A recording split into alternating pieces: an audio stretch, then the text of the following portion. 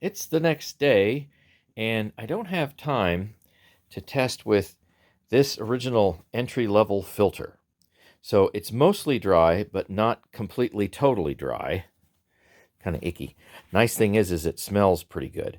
I actually dumped this and submerged it in a very heavy bucket of Persil. Totally submerged it for probably about 18 hours.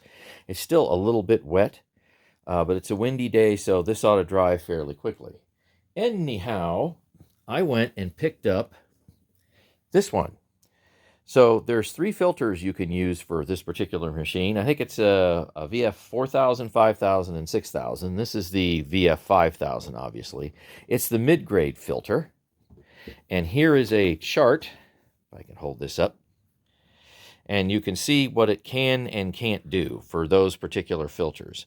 And the VF 4000 right there on the left is the worst one you can get. And the blue one is much better. And then, of course, if you're going to try to filter massive gobs amounts of fine dust, then you want to go all the way to the green HEPA filter. And then, of course, they have the 7000, which in the manual, it doesn't say that this machine is rated for, but it may fit.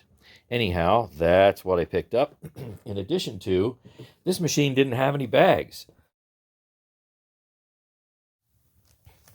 And I grabbed some Type A bags. And just to let you know how large this bag is, so that by itself doesn't really look all that large. Maybe it's, kind of like a Kirby bag or something like that. Well, it unfolds. And it unfolds. And then it keeps unfolding. And look at the size of this thing. So remember, this is if I can hold that side down, which I probably can't, this is a bag meant to go into a 16-gallon receptacle. I mean, look how large that is. That's just huge. Nice rubber surround, and I know you can get better bags than this. This is just the 3502. So I got a 2-pack, and one is in there in addition to the blue filter. So let's see here. I'm trying to do this as quickly as possible because I've got to get this back to the church. So all the parts were put in the tub, and I thought this was kind of neat. I don't have any large shop vacs, so right here, I noticed that you think you want to put the tube in a certain way, like this is the narrower side, and you want to put it down in there, but no, because it won't, attach to anything, flops around, falls out. So you have to go and install it like this, which, let's see if I can figure this out. The angle. Okay, so if you want to remove this tube, what you do is you lift up, okay, and then you can't pull up because it won't come through. You literally go and pull down, which means you can't actually remove it unless you tilt this thing up, and then you get your tube out that way. So it's a nice secure way of doing it, but it's kind of like what? So it's opposite of really what you think. So cleaned up all the tools. I know it still looks somewhat dirty, but the great thing is since I soaked everything in Persil, not the motor, for 18 hours, there's no more mold and mildew smell. And there certainly was, especially in that awful white filter. Okay, let's pop the top off on this thing. And let's see here. Up we go. I'm trying to do this with one hand. Hold on a second. Pardon me. Here we go. All right. Blue filter. Believe it or not, that's actually tremendously cleaned up. I didn't go in there with a toothbrush, but that is in great shape. Yeah, believe it or not, I know. Just kind of weird. And I have a bag already installed. Interesting to note, the date on the bag, that's what they put on there. It was June 19th of 22. So here's the bag, and you kind of have it go around in somewhat of a U shape. And make sure when you put the whole top back on that this filter does not crunch the sides of the bag. It needs to go in there cleanly. But as you can see, this is cleaned up fairly well. I'm not going to go through the whole thing with a toothbrush because let's face it, what is this thing going to be picking up, fairly soon here? So there's that. And we need to do some airflow and suction tests. And you won't believe what it's able to pull, because I have a dedicated 20 amp line back there.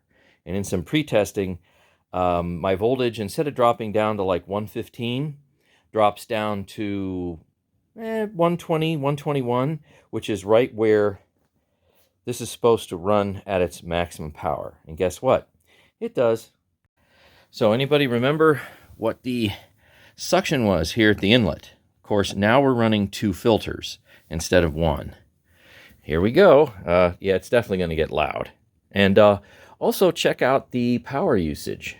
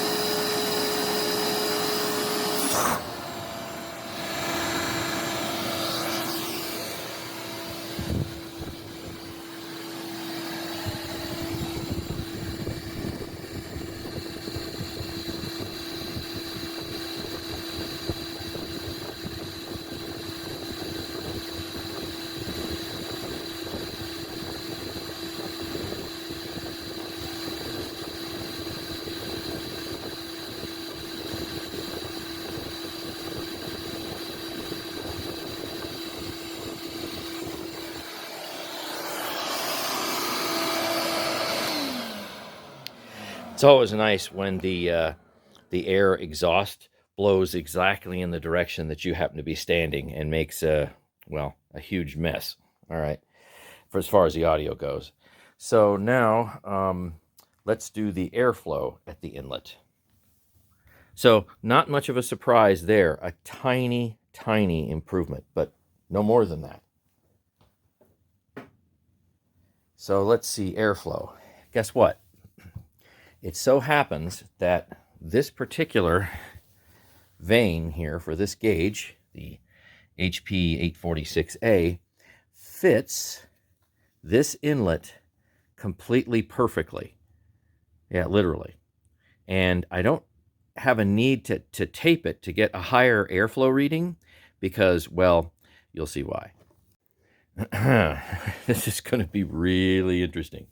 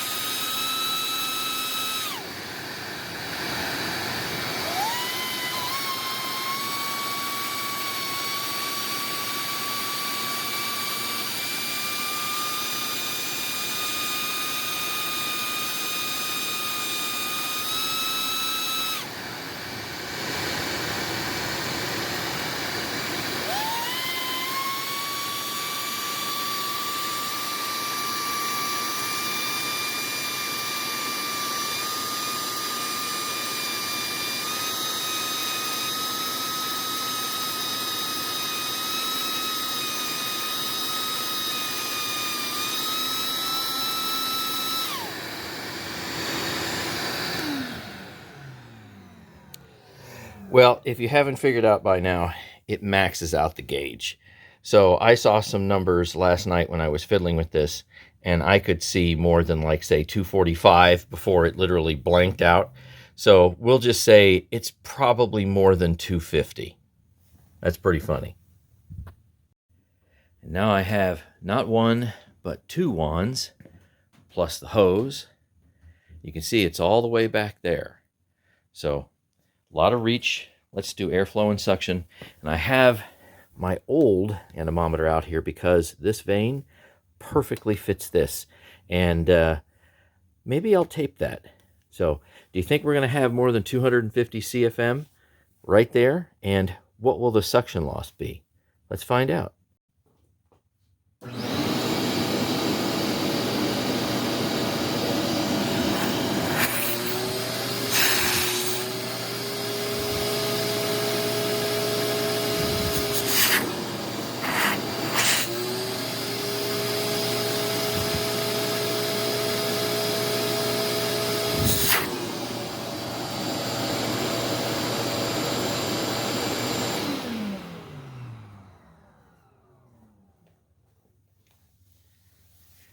Barely any suction loss, but a tiny bit. I think we lost 2 inches, 52 down to 50. This is going to be fun.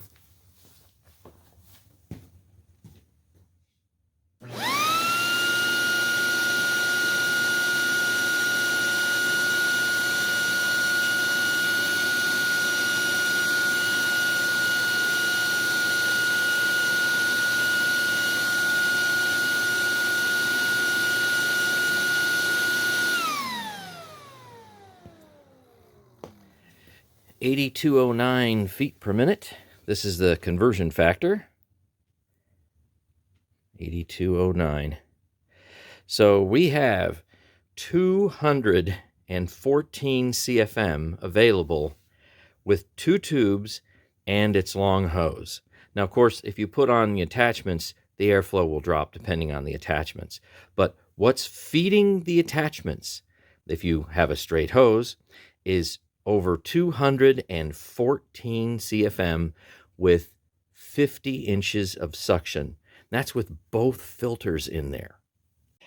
So do I recommend this WD 1680 16-gallon Ridgid filter? Of course I do. I was at Home Depot yesterday picking up that filter and those bags, and you get a little bit of sticker shock when you go and find out how much the filter and the bags run. However, considering what you're doing with them, you can afford it. In any case, don't use this. This comes with it, and this is the lowest end grade filter you can get.